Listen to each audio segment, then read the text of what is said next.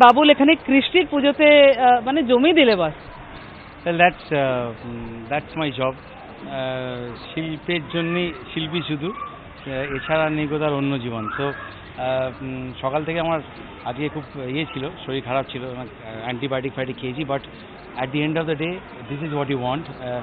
সৃষ্টি যখন বলছে যে বিসর্জনের পর মনটা ভালো করে দেওয়া করেছে Babul, I think that ends the story. I am very happy. আমার মনে হয় যে এই সুন্দর বাঙালি পরিবেশের মধ্যে একটু রোল আসছে, কাটলেট আসছে, ফিশ ফ্রাই আসছে, মোগলাই পাউডার গন্ধ আসছে, খাইনি হয়তো কিন্তু মোগলাই পাউডার গন্ধ আসছে, বিরিয়ানির গন্ধ আসছে। তো বলে যে ঘ্রাণে নং অর্ধভোজন। তো আমার বলতে পারো যে একটা সব মিলিয়ে একটা বিশাল দারুণ মহাভোজ হলো। Yes, work with pleasure. আর 5 দিনে আমি 4টে আলাদা জায়গায় গান গাইলাম, দিল্লি, বম্বে, সব জায়গায় মিলিয়ে। তো it was an absolute musical treat for me.